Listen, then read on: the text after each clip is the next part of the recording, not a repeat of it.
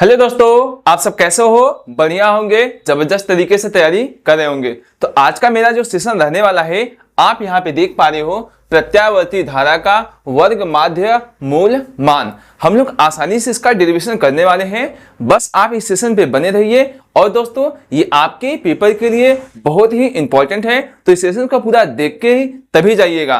और दोस्तों, आप लोग इस सेशन देखने के बाद आपको इस सेशन से कोई डाउट नहीं रहने वाला है, मतलब इस टॉपिक से आपको कोई दिक्कत रहने वाली नहीं है। तो आप लोग इस वीडियो को पूरा देखिए।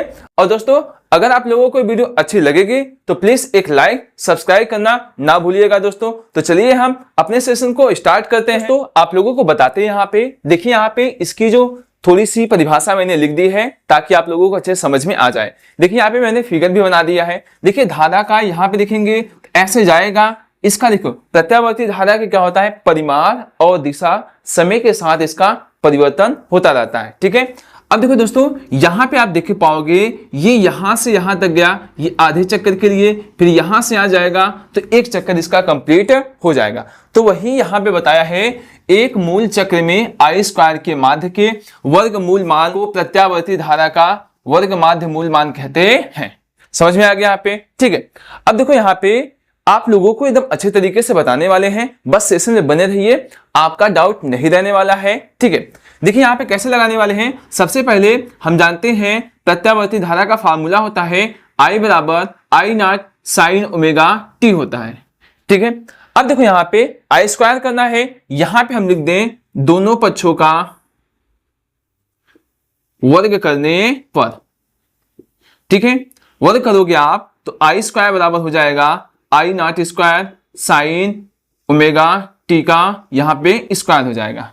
ठीक है, ऐसा भी लिख सकते हैं। यहाँ पे आप sign omega T sine theta भी ऐसे हो सकता है। ठीक है, अब देखो यहाँ पे हम लोगों को कैसे निकालना है। यहाँ पे देखोगे तो यहाँ से 0 से t/2 फिर t/2 से t तक के, इसका मतलब समय के साथ परिवर्तन हो रहा है। इसका मतलब dt के सापेक्ष हमको इसका समाकलन करना है। चलिए करते हैं समाकलन। देखो यहाँ पे आई स्क्वायर बराबर हो जाएगा 0 से कहाँ जाना है, t तक के, I naught square sine omega t का होल स्क्वायर बाई कितना हो जाएगा t। ये t क्यों लिए है, एक चक्कर में हम निकाल लें, आधे चक्कर के लिए नहीं निकालने हैं हम, पूरा हम एक चक्कर के लिए यहाँ पे हम निकाल रहे हैं धारा का वर्ग माध्य मूल मान। ठीक है, अब देखो कैसे निकालने वाले हैं। देखो जहां पे ये हम dt के सापेक्ष करेंगे, किसके सापेक्ष, dt के सापेक्ष करने वाले हैं। देखो दोस्तों, अगर जो मान कांस्टेंट होगा, यहाँ पे t होगा, तो ये वाला t कांस्टेंट नहीं होने वाला है। जितना भी मान कांस्टेंट होगा हम यहाँ पे बाहर निकाल लेंगे। देखिए कैसे, आई नॉट स्क्वायर बाई टी हो जाएगा, यहाँ पे 0 से t आपका साइन ओमेगा टी का होल स्क्वायर इंटू dt हो जाएगा। आएगा समझ में? आज तक के किसी प्रकार कोई समस्या नहीं हो रही है? ठीक, अब देखो यहाँ पे साइन थीटा का समाकलन होता है, यहाँ पे आपको दिया है साइन स्क्वायर थीटा। तो चलिए हम इसको कास में तोड़ के तब बताते हैं। ध्यान से देखिएगा, मैं आपको छोटा सा एक फार्मूला बता देता हूं। कास 2 थीटा फार्मूला होता है 1 - 2 साइन स्क्वायर थीटा। ठीक है, ये फार्मूला होता है। अगर हम यहां से देखना चाहें, यहां से साइन इस तरफ आएगा तो आपका प्लस में हो जाएगा। ठीक है, और ये प्लस उस तरफ जाएगा तो आपका माइनस में बनने वाला है। यहां से आप साइन स्क्वायर थीटा का मान निकालोगे तो कास 2 थीटा बाई कितना हो जाएगा 2। इसका मतलब अगर हम साइन स्क्वायर थीटा की जगह 1 - कास 2 थीटा बाई अगर 2 लिख दें तो हमारा काम बन जाएगा यहाँ पे, क्योंकि हमको समाकलन भी, देखिए यहाँ पे आप जानते हो कास थीटा का जो समाकलन होता है साइन थीटा। समझ में आ गया? यही आपका क्या होता है, समाकलन होता है। ठीक है, अब देखो दोस्तों, चलिए हम यहाँ पे लिख देते हैं आई स्क्वायर आई नॉट का स्क्वायर बाई टी हो जाएगा, और यहां से 0 से t करने वाले हैं साइन स्क्वायर, यहाँ पे है साइन ओमेगा टी का होल स्क्वायर। इसका मतलब ये लिखिए 1 - कास 2 ओमेगा टी बाई कितना हो जाएगा 2। समझ में आ गया? अब यहाँ पे इसकी जगह पे मैंने इतना लिख दिया। ठीक, अब यहाँ कितना हो जाएगा आपका dt। समझ में आ गया? किसी भी प्रकार कोई समस्या आपको नहीं हो रही है? ठीक है, चलिए पहले आप इतना स्क्रीनशॉट ले लीजिए, फिर आपको बताते हैं आगे। ले लिए? ठीक है, अब चलिए दोस्तों, यहां पे आपको हम बता देते हैं, इसको भी मैं मिटा देता हूं। ताकि आपको अच्छे समझ में आ जाए। देखिए दोस्तों, यहां पे आपको करने वाले हैं, देखिए यहां पे हम एक का समाकलन करेंगे और यहाँ पे cos 2 ओमेगा टी का, और ये 2 है, 2 को बाहर ले लीजिए आप, कितना हो जाएगा आई स्क्वायर आई नॉट का स्क्वायर बाई 2 और यहाँ कितना है t। अब देखो 0 से कितना जा रहा है यहाँ पे t तक के, ठीक है। अब देखो क्या बचा 1 माइनस cos 2 ओमेगा t बच गया इंटू डी टी। आ रहा समझ में, ठीक। अब देखो दोस्तों आई स्क्वायर बराबर हो जाएगा आई नॉट का स्क्वायर 2t हो जाएगा। अब देखो एक का समाकलन हो जाएगा, कितना हो जाएगा t, ठीक है, कितना हो जाएगा t, और यहाँ पे आपका cos का हो जाएगा sin 2 ओमेगा t, और जो t के गुणांक होगा वो वाला मान नीचे आ जाता है, तो कितना हो जाएगा यहाँ पे 2 ओमेगा, समझ में आ गया। और यहाँ पे कितना हो जाएगा 0 से t तक, ठीक है, कोई कंफ्यूजन नहीं ना, ठीक। अब देखो आई स्क्वायर बराबर हो जाएगा आई नॉट का स्क्वायर बाई 2t हो जाएगा।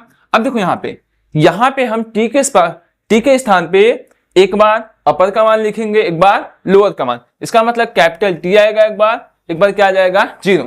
चलिए पहले इसको लिख देते हैं t sin 2 omega t upon 2 omega.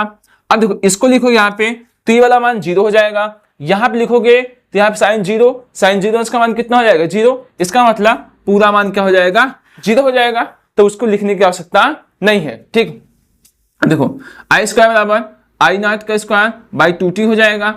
अब यहाँ पे देखिए t हो गया, साइन यहाँ पे हो जाएगा 2, देखो ओमेगा को आप लिख सकते हो 2 पाई बाई t, ठीक है, यहाँ पे लिख सकते हो आप 2 ओमेगा को आप लिख सकते हो 2 pi by t into t upon 2 omega.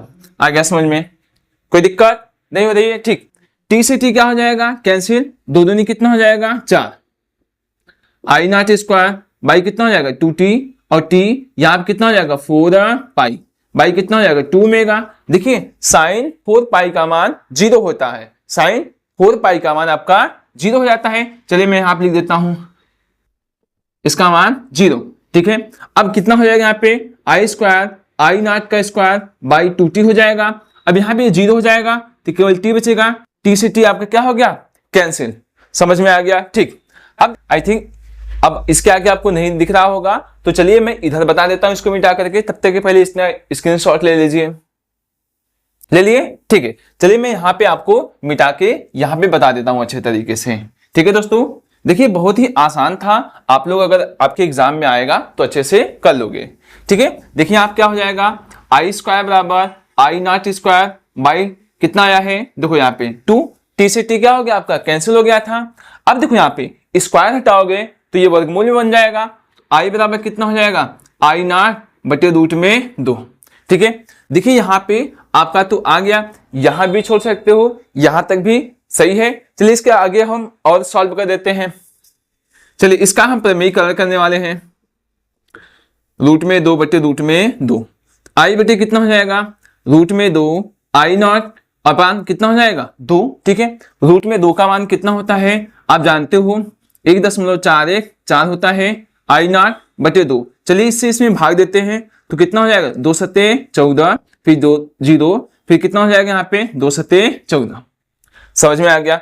और यहाँ कितना हो जाएगा आई नॉट, मतलब आपका जो मान आ गया यहाँ पे प्रत्यावर्ती धारा का वर्ग माध्य मूल जो मान आ गया, आई का मान 0.707 आई नॉट, ठीक है। यही आपका फाइनली डेरिवेशन कंप्लीट हो गया। इसी प्रकार से दोस्तों हम प्रत्यावर्ती धारा का मतलब वोल्टेज वाली भी वोल्टेज का औसत मान और या तो वोल्टेज का वर्ग माध्य मूल मान आसानी से निकाल सकते हैं, ठीक है दोस्तों, समझ में आया, ठीक है। तो देखिए दोस्तों अगर आपको ऐसे कॉन्सेप्ट याद रहेंगे तो आप अपने पेपर में आसानी से लिख सकते हैं, ठीक है दोस्तों। तो बताइएगा आप लोगों को ये सेशन कैसा लगा, एक लाइक और सब्सक्राइब नहीं किए तो सब्सक्राइब जरूर कीजिएगा और अपने बोर्ड के एग्जाम की तैयारी अच्छे से करते रहिए। मैं लगातार आप लोगों के लिए ऐसे सेशन लाता रहूंगा।